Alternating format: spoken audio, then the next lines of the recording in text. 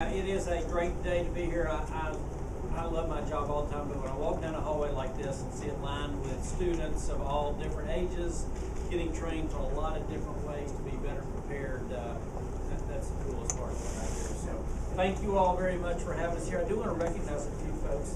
Consider Jeff Yarbrough is with us, John Ray Clements representative. I guess were we in both of your districts? I thought we were.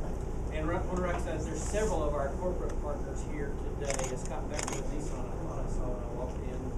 Maybe I didn't. And Joel Phillips is here with AT&T. And I want to thank, there were several members of the Tennessee Board of Regents. Thank you all for being here with us as well. So let me tell you what's doing. You know, we've talked a lot in Tennessee about the drive to 55. The whole drive to have 55% of our population have a degree or certificate by the year 2025, so 10 years from now.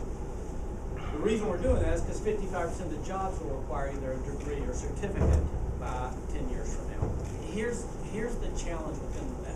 We graduated every student who is now in second grade, and every one of those finished high school, which we know every one of them won't.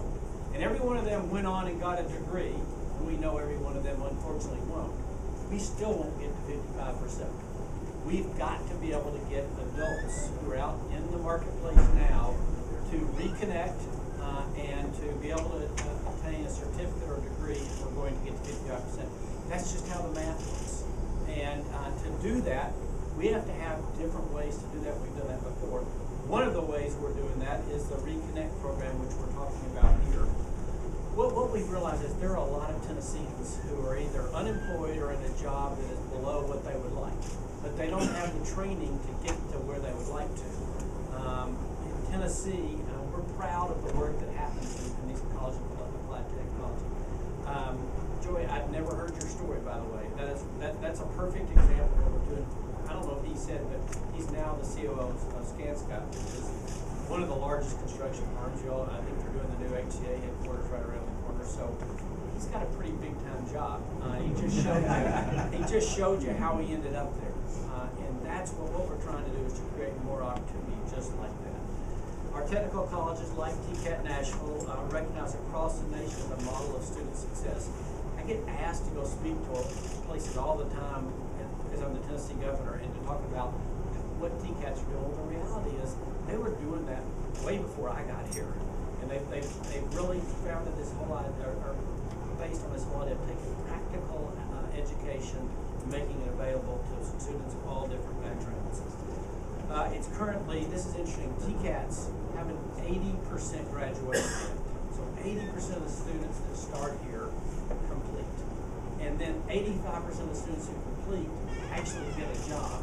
Those are phenomenal numbers, okay? If you're around higher education at all, to have 80% completion rate and 85% actually attain jobs after graduation, those are unheard of numbers in higher ed. So what we want to do is continue providing the opportunity. The reason we're here today is to talk about the Tennessee Reconnect grant. It'll work a lot the same way that Tennessee promised us for students coming out of high school. It's a last dollar scholarship for adults who wish to attend a TCAT. We ask them to apply for financial aid, and whatever's needed left after that, we will meet with Reconnect funds. Here's the reality. If you're an adult in Tennessee, we can tell you can go to a TCAT for free. I mean, basically, if you get right down to it, that's what we're telling Tennesseans. If you're an adult, you can go to a TCAT for free. And we're putting that message out there so that no matter who you are, no matter where you are, if you'd like to take advantage of one of the opportunities one of our TCATs, you can do that.